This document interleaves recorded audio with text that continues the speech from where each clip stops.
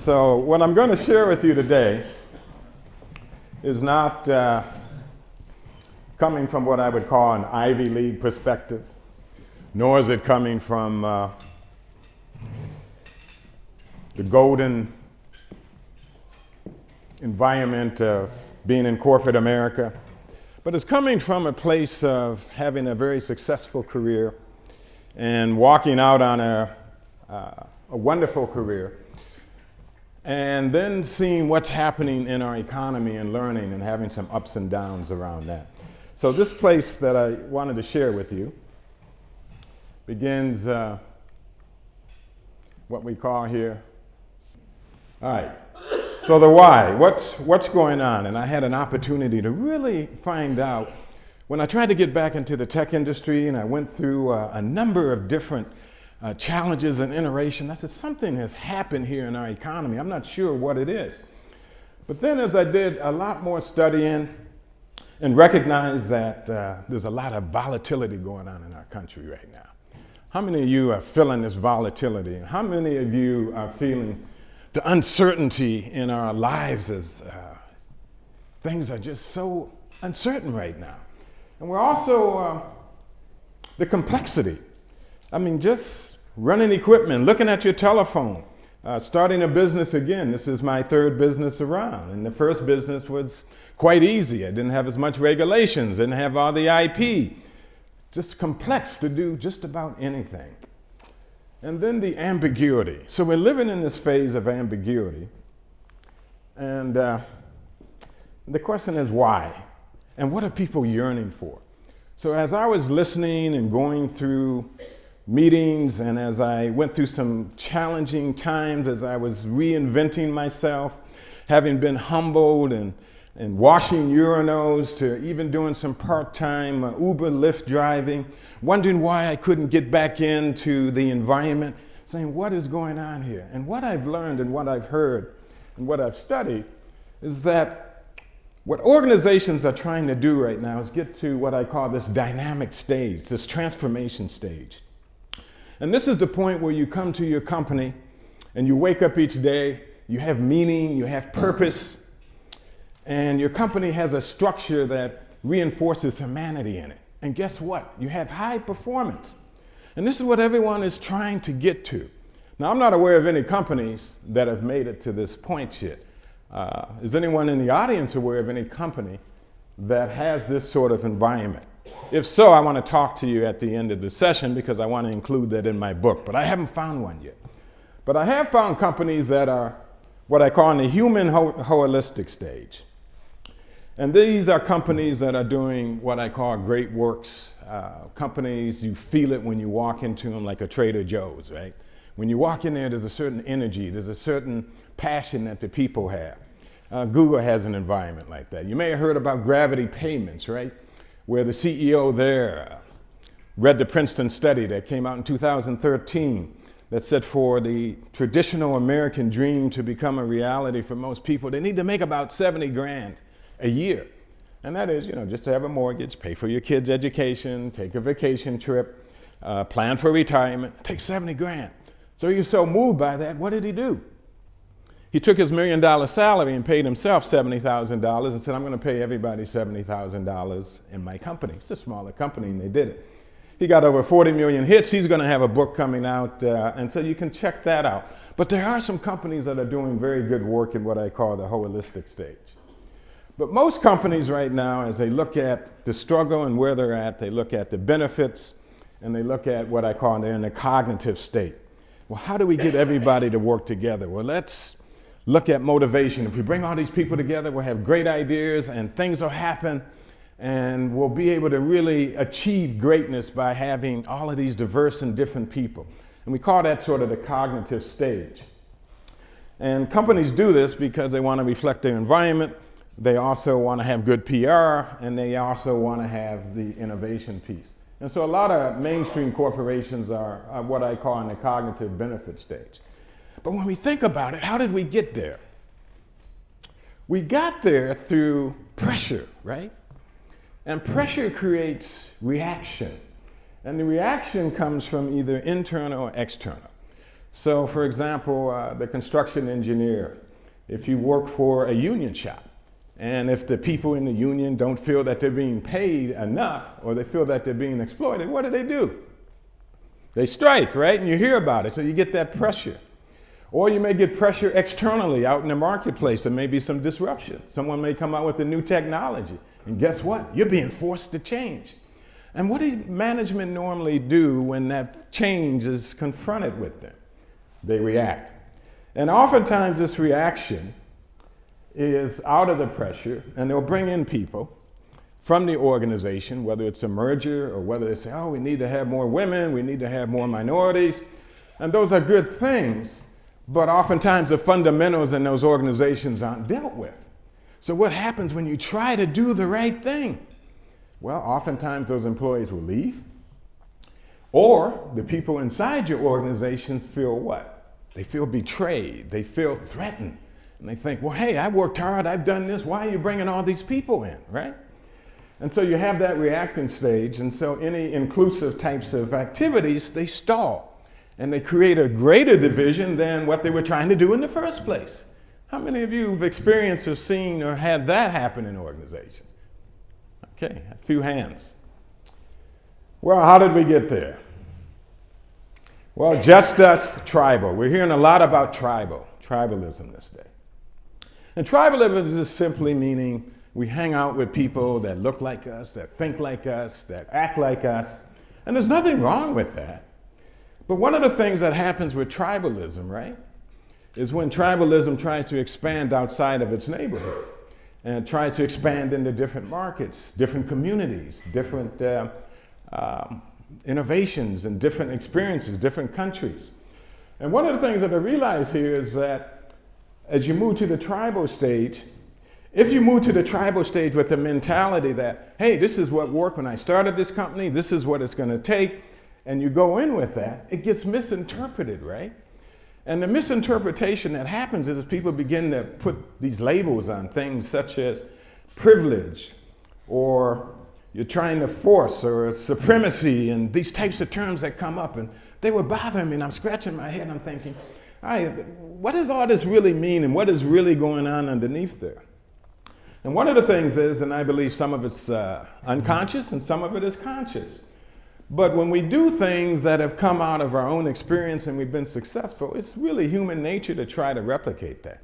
I tried to do that in my own career, right? I just moved, I was successful, I kept doing those things. Then when I tried to get back into tech and the doors were not opening, I thought, well, what's going on here, right? Well, what happens is you have to, when you're moving into this paradigm, you actually have to do it in what's called an equal sort of way. Meaning that as I move out of my tribalism, then I have to be able to be receptive and be able to listen and have an equilibrium and an equal value exchange of my interactions with any other group or any other division or product that I'm dealing with here. And if you don't have that equal value exchange, then you're going to have the pressure. So we can't revert back to our tribal mentality here. We just can't do it because you always will have pressure. We see that in human nature, and we see that in life itself, right? In the ecological aspects of life. So what is it, Rod, that this is about? What's the what? What's the leadership literacies? And what do I need to do as a leader? Well, first of all, leading through what's called the matrix and the hierarchical structure that most organizations have right now, are going to have to move to an environment where hierarchies come and go. Meaning that there's not any value in if there's not value in hierarchies, the hierarchies are going to go. So that's coming. Secondly, the economies of scale, and that is the bigger the better we get, like when Norwest Bank was here and they got acquired by Wells Fargo, or all these companies that are buying up other companies, that's called economies of scales, right? Well, what's going to happen here in the future, and what the leaders have to be aware of, is a thing called economy of structures. And that's going to replace economies of scales. And what's exciting about that is you don't have to have as much money to do that. Actually, that's the way I've structured my company. Economies of structure, where I bring some of the top talent together and we come together with our structures and we save money and we're able to give value to clients at a lesser amount, which is going to be disruptive to the competition in the marketplace. Leading from the center instead of leading from the edge. And this was a real mind opener for me as an executive. I kind of grew up in the old school way, right? Where they hired you, said, okay, here's your territory, here's your team, figure it out. If you need help, call me. And I loved that challenge, and I thrived under that environment.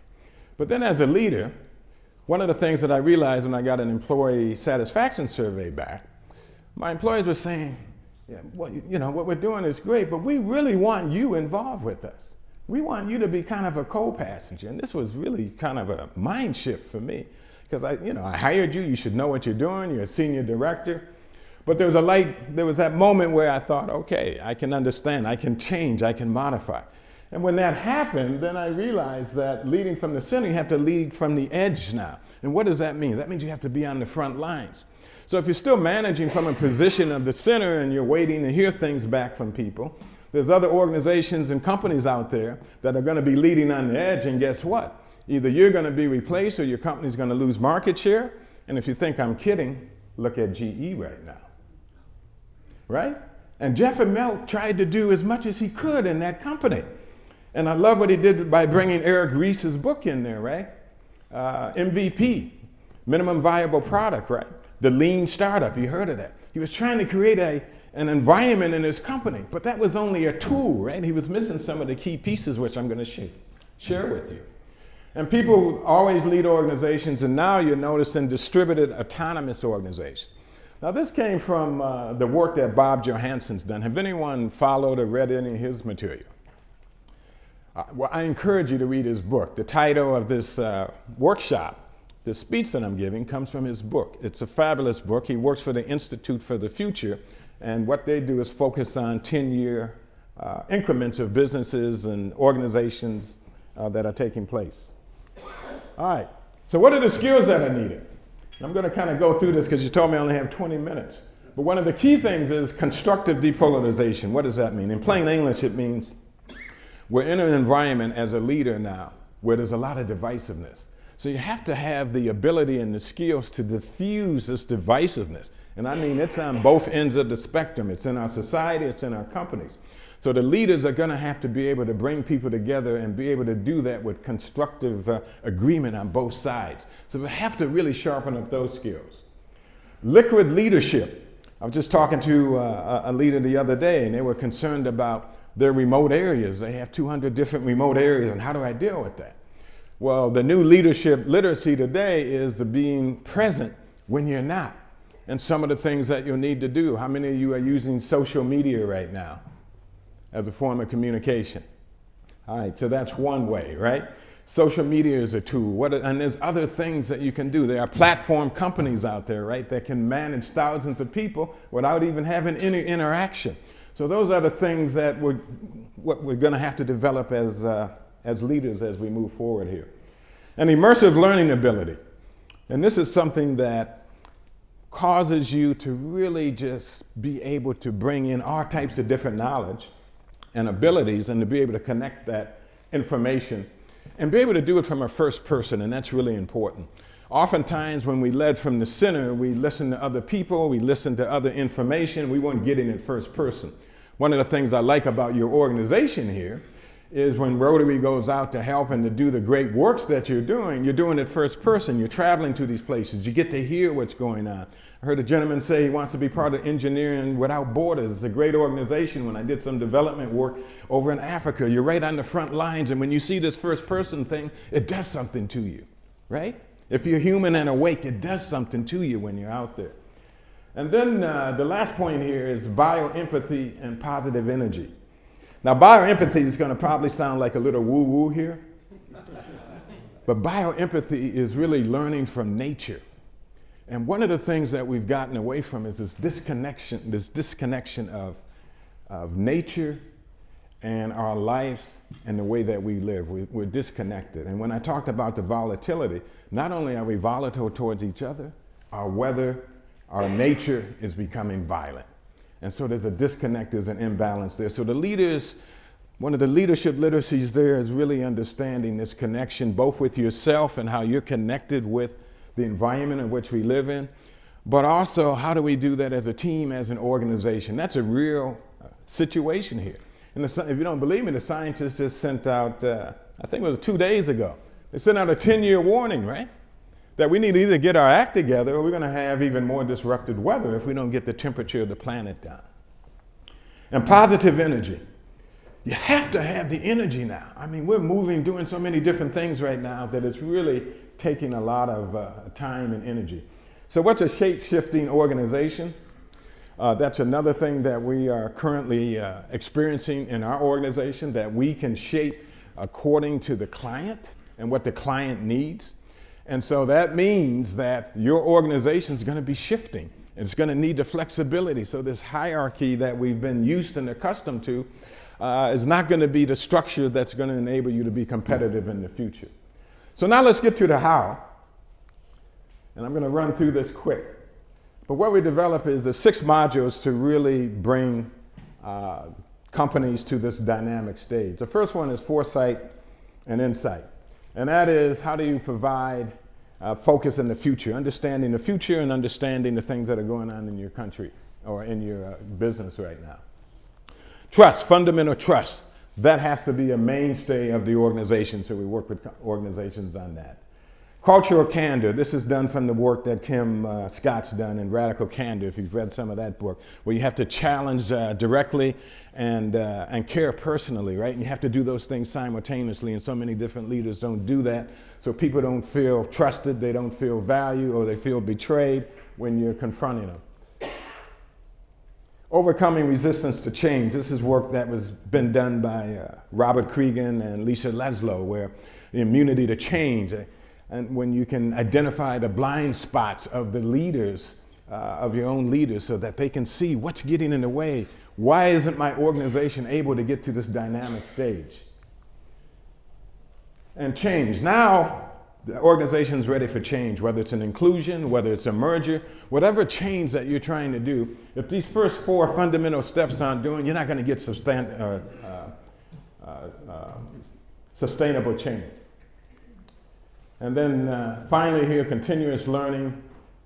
That's the innovation, that's the dynamic stage. And so what we've done is put this model together. We have the top people in the country that are on our team and working with organizations on getting them to that particular point. And when I talk about a shape-shifting organization, then I stop and I want to get some of your questions. But the way that we're structured is we have these expertise, whether it's the foresight, all of these different tools, the subject matter experts from all over the world that are part of this structure. So at any point, my company, there may be another lead company that brings us in, but we still provide the core fundamental platforms that are going to help these organizations become, to get to the dynamic stage. So the point is, what is all that about? Why did I even do this? Because when I was sitting in an organization and as I'd listen to people in cars, in meetings, everyone is yearning for the same thing. And that is, I want to be able to come to my job. I want to have meaning. I want to be energetic. I want it to be dynamic. And I want to have agility in my job. Agility. And I want that word to stick. And agility means that when I'm working, I'm not worried about what I'm going to say, how I'm going to say it. I can move because I'm working in an environment that has that meaning and purpose and that understands me.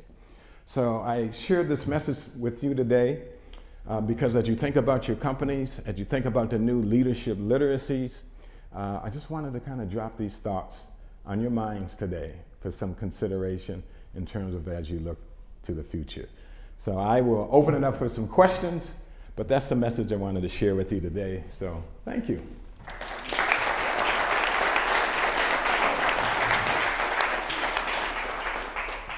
Any questions? Okay. Thank you. In the news this week, Amazon is being widely criticized. I would have thought they would have been one of the more advanced companies, but by reacting to pressure for increased wages, it seems to me they've taken a big step backward. So I'd like to get your thoughts on how companies, while they're trying to move forward, what they actually do is actually giant leaps backwards sometimes, and how do you prevent that kind of stuff? Thank you. Yeah, that's a great question. And I think you're referring to the Amazon, the $15 an hour they want to pay everybody, and they're putting that thing out. Well, one of the things, if you go back to the first step in the foresight piece and the insight, and that is really finding out what people really need to make and really setting up a structure and organization. This is going to be in my book. I call it contributed value, whereby you're not giving people money, but you're giving everyone an opportunity in that organization to share the $1 trillion worth of wealth. Because anytime you've got $1 trillion worth of wealth in the organization, you shouldn't have people in that organization who are struggling to pay for their daycare or to make a mortgage payment, right? So contributed value, the point in my definition of that, is making sure that the value that's being created in the organization is done in a way that reflects what the people's contributions are. Because the senior management didn't make it happen, the founder didn't make it happen, it's a total effort. And so just looking at the whole valuation and the way that we model and what we pay people is something that needs to be considered. So that would be one recommendation that I'm making in my book, is to look at that. How can you have that disproportionate value when it's not done by yourself? And so to me, that's bringing in the compensation experts and really assessing, well, what is the value? And what if that secretary came up with an idea that saved the company $7 million? And you give her a nice watch or maybe a trip to Vegas or something? No, that has long-lasting value, but what does that mean? So I think there's a huge opportunity to look at the contributed value and the way that we pay people today rather than reacting to what Amazon has done. And it's a competitive move, by the way, because there's a labor shortage right now. So by making that statement, they're looking to, I believe, to bring other people on. So that would be one area that I think is really needed for all of the companies, is to have that contributed value piece to that. Yes, Dean. Do you see any evidence of like the advancements in technology interfering with this continuum? Is there any way that creates problems? Technology to me is just a tool. And the piece that's really important in terms of this model is really understanding who's in charge of the technology. And if we don't have something that we are aspiring to as human beings that really keeps our sanity together, then the technology will take on a life of itself. So do I see anything getting in the way of it? Yeah, the lack of not having an understanding of value and the aspirations of what our Constitution was about, the aspirations of some of the things that we claim in our faith, or the aspirations of what we believe about humanity. So how do we want to behave as human beings going forward? What's really important to us? What do we really value? We value our family. We value peace. These are things that we value. But are we going to be willing to stand up, or are we going to allow the technology to take on a life of its own? And that doesn't mean having regulation and have to regulate everything, but you do have to have some discussion, and you do have to have some parameters around how we want to live and what's the impact of that going to be on our society. And I don't think there's enough discussion going around on that right now. And one of the things I talk about in my upcoming book is what would happen if we brought all together the intelligentsia that we have on this subject to say, what is going to be the impact of, let's say, VR, virtual reality? Particularly if you use virtual reality in a negative context. What is that going to do? And virtual reality, what I'm talking about, if you're not familiar with that term, is it simulates reality. And there's a whole lot of things that could happen in that space that could make people even have greater challenges than what they have today. But those are things that we need to be thoughtful about. The Facebook thing, having discussions and bringing in different people to talk about what is the impact of that. And I think we're moving towards that direction, and I think there's a movement that we want to address and have technology work for us, but there's always a negative side of technology where it can work against us. So how do we come to that balance? And so I think it's up to us. I think that we need to really sort of think these things through and put some parameters around it that make sense of the value of what it means to be human.